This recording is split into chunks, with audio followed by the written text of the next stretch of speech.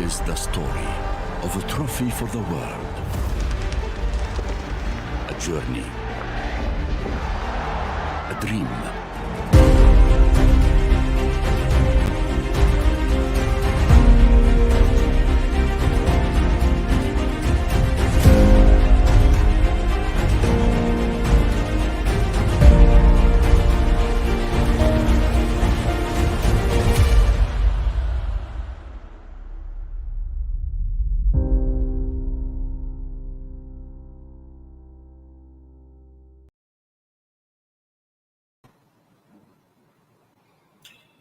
Hello, viewers out there. Thank God it's Friday, like we say over here.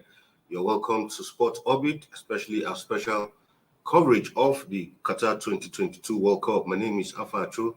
Salifu Usman is here with me. Salifu, welcome to today's edition of the show. Thank you, Afa. It's always my pleasure. Right. The first time since we started our World Cup series is appearing for the first time. Fidelis, welcome to the show. And how's the World Cup been so far?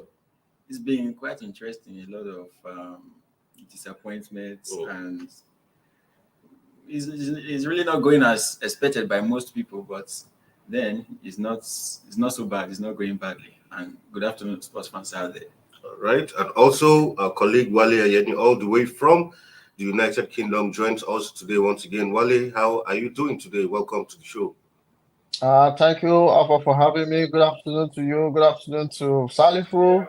Happy birthday. And All right, good afternoon to... we'll begin straight from with our review of matches. Currently ongoing, about to end. But the first match was Wales, where Wales looks like they have hopes of getting to, the last 16 is beginning to look dim as they lost that one 2-0 this afternoon to the Persians, talking about the Iranians. 2-0 it was, even though they had to play long periods of that game with 10 men down. Well, whether that, sending off was justified or not, that's a story for another day. But as it is, Iran 2-0 up in that one, at least being able to inflict defeat on, the UK neighbors. Their elder brothers, England, had put them to the sword 6-1, but they sort of took some consolation 2-0 against Wales earlier today. Yeah, that's a serious heartbreak for the England, Wales. Quite disappointing if you look at those matches, particularly after the first round of match and the first match played by each of this team. One would have expected that Wales should have it easily against the Iranian, but no thanks to the early sent off by their goalkeeper that affected the team. Although they were able to hold their own play almost to 8 minutes until the last moment, where the Iranians surprisingly shocked everyone and then put that to lead to score that two quick double goals. That has put this result has put England, Wales on a serious dilemma on edge. Now they have to beat the Three Lions. Exactly. They have to beat England in the next match to stand at all costs. To stand any chance of hoping to progress. And then let's go to see what is going to happen between the US and the England later in the evening. Because if the England are able to beat the US, automatically it means US are already qualified for the round. England are already qualified for the round of 16. But if you look at the rivalry with the US, it's another different things entirely. So, but I don't envy the Wales at all. It's quite disappointing for them. Yeah. Finally, looking at this match, considering how Wales played against USA in their first game, 1-1 it was, judging by even ranking, USA is a far better team than the Iranians. Did you expect this kind of result? I'm sure you had it in mind. You had a feeling that Wales were going to at least get all 3 points in this one.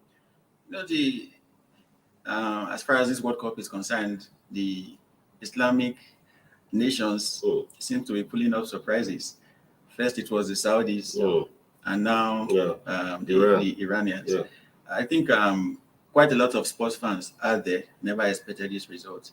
But for the Wales, looking at their first match against the USA, they had to get that draw from a penalty kick, which came very late in the game. And now with 10 man, they couldn't come back from 2-0 lead by the Iranians, and the 2 goals came quite late in the game, and quite frankly, that was really a good time to score for the Iranians, looking at their position in the game, because as the game was going, especially after the red card was given to the goalkeeper, or the for the Wales team, the Iranians started to dominate the game. So I think they played to win. The Iranians played to win, even though they were still 1 man up more than the Wales side, but they played to win. I think they deserved the win, even though nobody saw 2 goals coming in. They scored first goal very late, and just a minute after the 9 minutes that was given at extra time, they still came up with the second goal. So I think the Iranians, they played to win the game, and they got the win that they well deserved. So Wale, are you still with us? Yes, Alpha, can you hear me? All right. All right. So Salifu, looking at this match once again, Gareth Bale in this one, first World Cup in 36 years, and it won't be a way to, Wales won't want to just come to this World Cup and just make up the numbers after struggling for 36 years and come up, and to just live like that in the first round. That will be a really disappointing story. Yeah, it will definitely be quite disappointing for the Wales. Gareth Bale, with all due respect, you give it to him what he did against the US team. He stood up for the US, stood up for the Wales against the US team.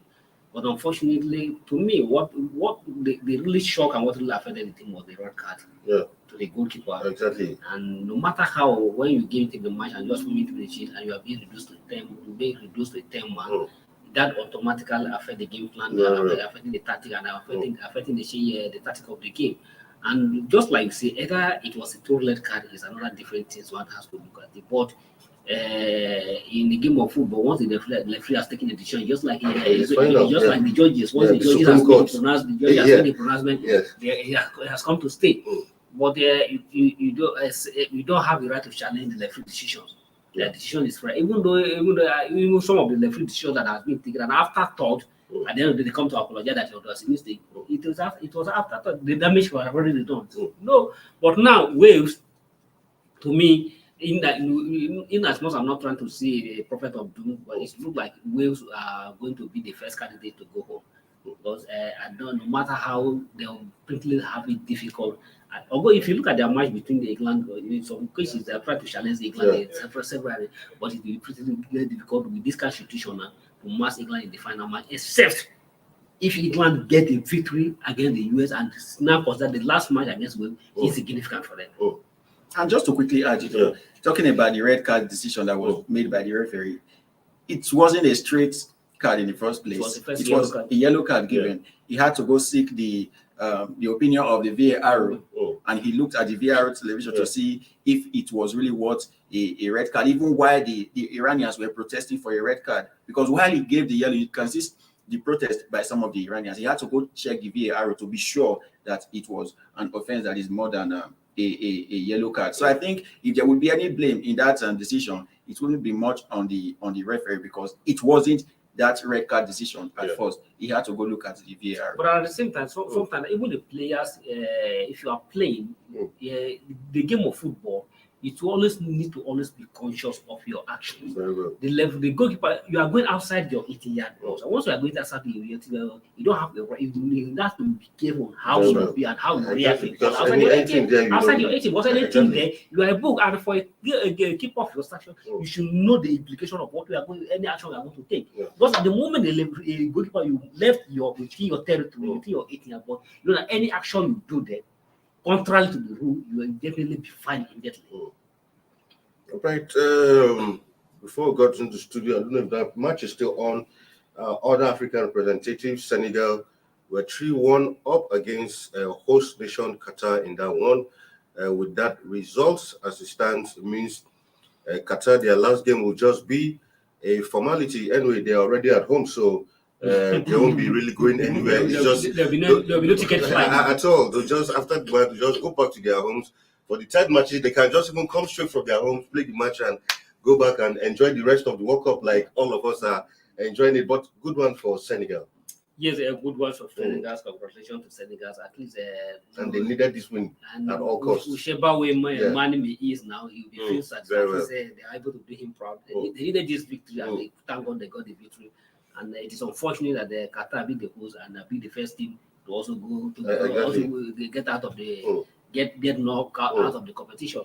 So congratulations to Senegal, and they're able, at least they are able to give Africa their first victory at the World Cup. Yeah, first victory indeed. So with this as it stands, at least we know that Senegal has, hope of making it into the next round, but they must defeat Ecuador in the last game.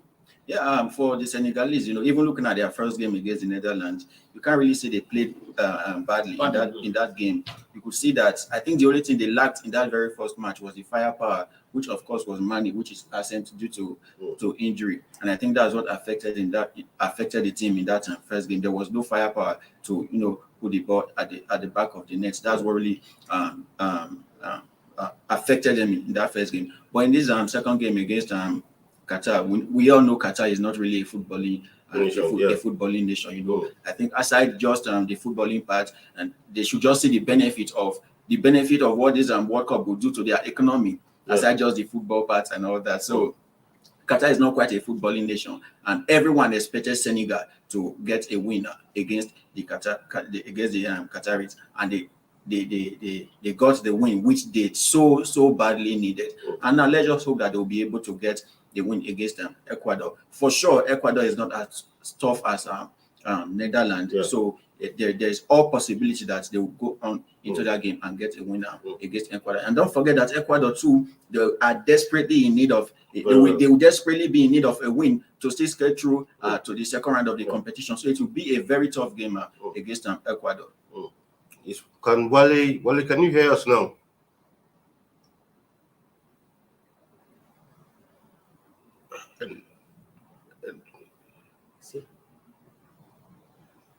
Can you hear me? Wale? Yes, can you hear me? Okay, until we get our audio connection perfectly. Quickly, before we even go to our preview of today's matches, some matches were played yesterday. Our other representatives, Ghana up against Portugal. At a point, it seemed like Ghana had it going on, but it was too late, too little. 3-2, it ended in that one. And Ghana yet to, even though they scored 2 goals, registered the first goals for Africa, but not good enough. At the end of the day, it's still 0 point for Ghana against Portugal. To me, I'm one of those that Ghana surprised me yesterday because I don't even expect them to put that source performance against the Portuguese. And one thing that I see that affected Ghana yesterday, and just like what we say of our African coaching style of coaches, you are playing in the game that is almost just immediately after the second half. We're still almost about 45 minutes or close to 40 minutes or 30 minutes to play, and you get an equalizer. And the player you feel that some people feel was the star match on the pitch. Who was the best player on the pitch? Yeah, you pull him. Immediately you got the draw. I don't know what the Ando was trying to celebrate, and Toado was trying to celebrate. That he feel that by getting the equalizer against the Portugal, as if he's him. And I don't know what his decision. No, but usually a player doesn't ask to be substituted. It was the coach's decision to substitute him. That is why when Portugal went ahead, he was very angry. That was what I'm saying. That's what I said. What I saying. What Ando, the coach, was trying to celebrate. Either he feel getting a draw against the Portugal was enough for him to remove Ayu from that match yesterday, and immediately he removed Ayu, and everything crumbled. Everything crumbled for the Gunners, and Portugal got their second goal, and then immediately got the third goal. But I still commend the Ghana for put on a great performance against the Portugal yesterday. But to me, their greater honor was the coach. Yeah, I mean, in the other game we saw also, a lot of surprises have been happening in this World Cup, upsets, but I think Brazil didn't have any time for any upset yesterday. I mean, for me, I think that's so far the best game in this tournament. Serbia held their own, played very well, but at the end of the day, Brazil showed why, when it comes to football, they are the greatest nation when it comes to football. Of course, everyone expected Brazil to win that game, even though Serbia coming into this competition, they have quite a good record. I think they've lost only 3 of their last 20 games or so. So they are coming into the competition, a very quality side, and they have the heights. They can defend. They are very ruthless when they are defending and all that. So even though they are still a good side, everyone expected Brazil to win that match. And of course, they didn't fail. They dominated the game. Even they said the Serbians gave them a tough time. They dominated the game, and late into the game, they got the win that they needed. And in a very tough game like that, what you actually need is just the first goal. If you can get the first goal, you've unlocked the team for you to get more goals. And immediately the first goal came in, they were able to move on and get the second goal. And just to comment on the match, the Ghana match, I think the motivational speakers will always tell you, face your fear. I think that's one thing the African teams need. Looking at that match, the Ghanaians went into that match with the fear factor. It was already there. I think what the coach just told them is, let's try to defend for 90 minutes and see if we can just get a draw. How can you defend against a team like Portugal for 90 minutes and you expect yourself to succeed with such a strategy? It was really a poor strategy the coach gave to the team for that particular match. And you can see how the Portuguese dominated the game, even though they didn't get the goal early. And the goal later came in. You can't defend against such a team in 90 minutes. And it was after the goal came in, the Ghanaians tried to push, and they were able to maintain that. And when they pushed, the goal came in. In situations like this, face your fear. This is a level match, they are not more than you in the field. You face them. You don't know what can happen. You can get the goal you need, and you go on to win the match. I don't know why we always have this mindset of let's try and defend and get 1 point. What do you need 1 point for when you can get 3 points? Yeah. Anyway, we'll go on a quick break. When we come back, we'll give you a preview of our next running 2 games for the day. Don't go nowhere.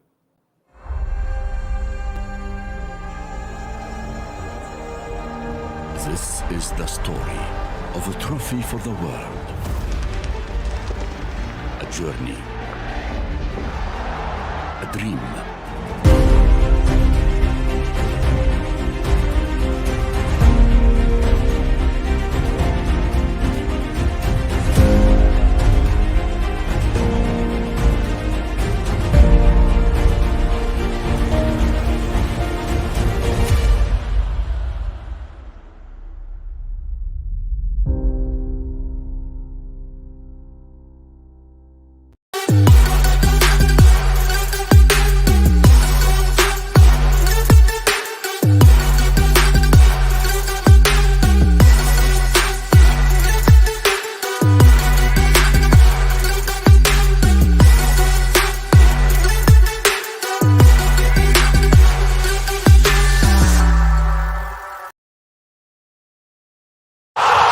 Sports Orbit.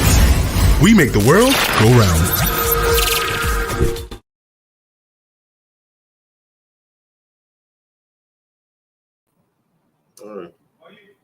All right, welcome back from that breakdown to the next game we have our hands. Going to also be an interesting game is Netherlands against Ecuador. For Netherlands, a win in this match will make them the first team to book a place in the last 16. And Ecuador, not an easy side, also will also be looking for a win. Recall that in their first game against Qatar, it was 2-0 against the host nation. So both of these teams go into their next games with 3 points apiece in this one. Looking at these matches, if Wale can hear us at this point, Wale, can you hear us?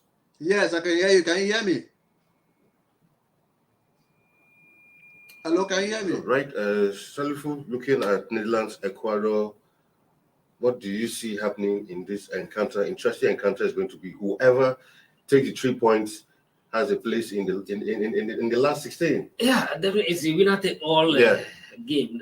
Very interesting game is going to be definitely any of the side that might be victorious will be the first candidate in the round of 16. And more importantly, if you look at for Ecuador will definitely want to get the result in this match, knowing that their last match is against Senegal. Exactly. For Netherlands, their last match could be relatively easy. Of course, dead rubber. For send Ecuador, we definitely want to get a result in this match. Probably they will try to pull the Orange boys just to a draw, so to make it easier for them against the Senegal. What good as it is, but the whole land are always a whole land, and they'll definitely come into this match just like the way they play against Senegal. Senegal, they're very patient till the very last year. Exactly. Even when Senegal try to frustrate them, they keep their camp cool. Yeah. They keep on pushing, and push until they get that get the needed goal get the first goal in the 84 minutes, and then score the second goal later. So it's going to be the same strategies against the Ecuador, because the Ecuadors want to get the resources, but Ecuador don't want to go down easily against the Netherlands. Just like I said, because having the next match against Senegal is going to be a tough one. Both of them are just a black. Senegal, they are from South America, but we are all like of the same black race. So it's going to be a tough one. So that. Just like I say, I'm going to see this game as Ecuador trying to frustrate the Netherlands, trying to hold them to goalless, trying to hold them to a draw. But if they get a bit then so be it.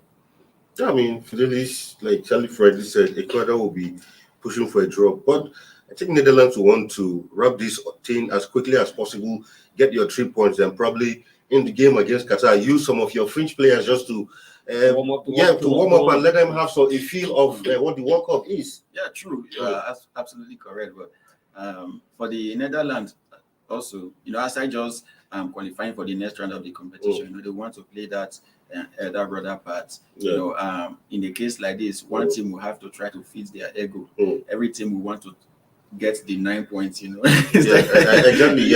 They want to feed a perfect record, their ego, and get a perfect record in the group stage and get the 9 points. So I think there's nothing bad with the Netherlands coming out to take that, even though the Ecuador, they are not quite an easy team to play against as well, and they also have everything to play for in this competition.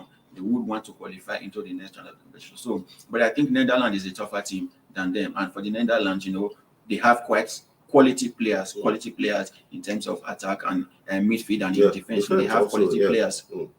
Looking at their last game against Senegal, all they needed was just for the jump to get the ball, get some few seconds, and get that one pass, and that's what opened the whole game for the second goal to come in. So I think they would want to do everything possible to just get the 9 points and move on to the next one. There's no need to start sparing any 10 points for it. I mean, but one thing that may affect the Croatians, I know for the Croatians, their talisman, their captain, Valencia, is a big for Ecuador. Is a big doubt for this match. Even as yesterday, I like to look at this early this morning. His fitness for this game was a big doubt, but except something changed drastically all with him now, and then you be clear for the goal. I don't know. I've not seen the lineup yet. I need to play this man. But in absence, if you don't play this man, if he scored their first 2 goals against Qatar, so it's not going to be going to be a big minor for Ecuador facing the line facing the side like Orange Boys or Holland. Very well. I mean, completely agree with you. It's going to be a difficult match, but that match comes up in a few minutes' time, 5 p.m. Nigerian time, and from then on, we'll move on to the other big game, which will be England against the United States of America in that one. For England, also, a win against the USA will put them in the last 16 of this tournament. Coming into this game, the USA look more like the underdogs, but this will not be an easy game for England. Yeah, you are right. It will not be it won't be a 6-1 like the Iran game. Yeah, one thing you shouldn't do in the World Cup is trying to write off any side. This is the World Cup. It's not just any competition. This is the World Cup. What you have here, they are the best teams and the best players you can ever have in football. They are all present in the World Cup, so you don't have to write off anything. And for the fact that they were qualifying matches into the World Cup, so it means these teams they played well to have qualified. Well. So many teams were involved in the qualifying process. Are only the best. And for England, I think they have a better chance because when you look at the English team, they have a lot of players that can score. Yeah. And when you have a lot of players that can score, what you have to do is just try to make sure you work on your defense. Make sure you don't concede. Because look at their last match, six goals from almost different players. 6-2 rather. From 4 players. From 4 players. Even Harry Kane, which is their main striker, he didn't even get a goal in that match. So for a team like that, where you have so many players that can score from different angles, I think just work on your defense. Make sure you are supplying enough ball to your attackers and your defense. Make sure you don't concede enough goals. You can just go on and win any game. So I can't be so wrong to tip England as one of the favorites to win this World Cup.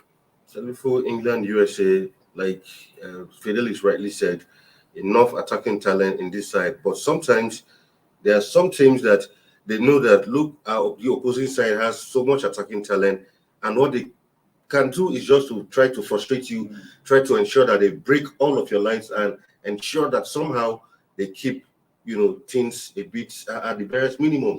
Do you think USA should be able to do that? But one thing that if you look at England, the rivalry between England and USA is always a very close contest. But these two sides have met 11 times in the competition. You have met 11 times. Out of these 11 times, England have won 8 times. The US only take 2 times and draw 1. But the most recently encounter between the two sides was at the 2010 World Cup, was a 1-1 draw. Which was a 1-1 draw. Yeah.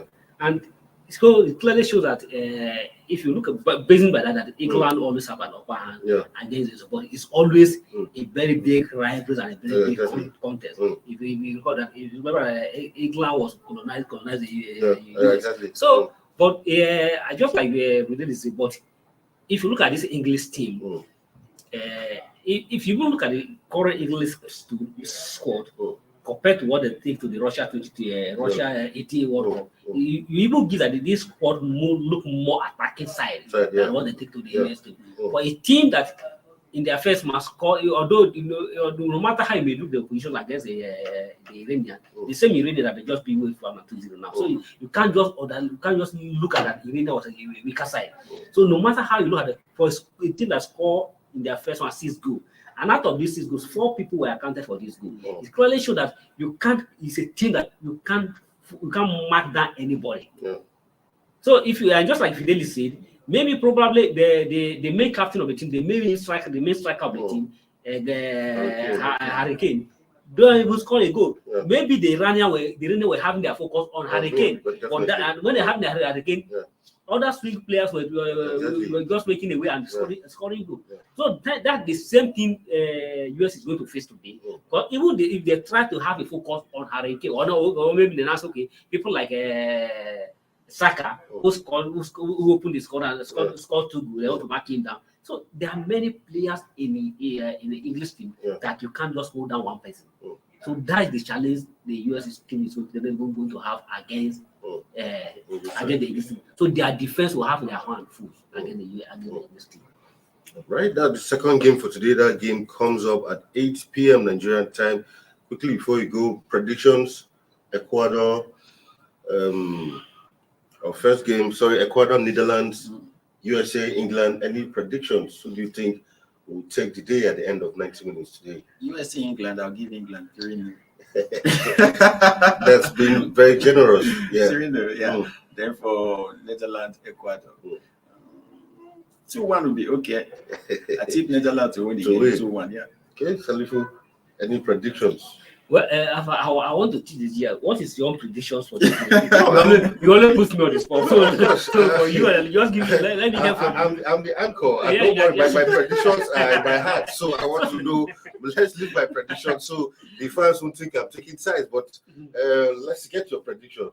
Well, definitely, if you look at it, I think I have to go with what will be on the paper. Because if you are putting on the paper, you definitely have to give to the England team. Exactly. And if you are putting on the paper, you have to give to the Netherlands team. Not disrespect to US or disrespect to anybody. Very well.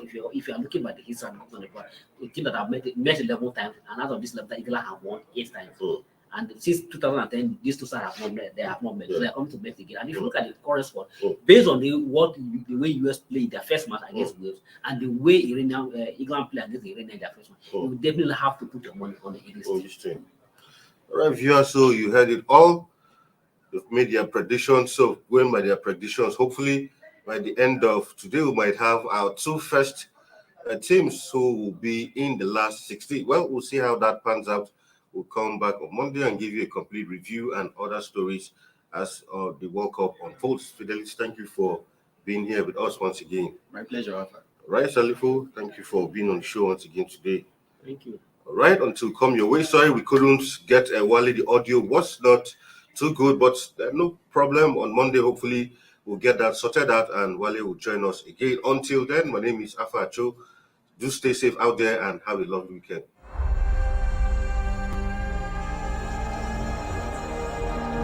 This is the story of a trophy for the world.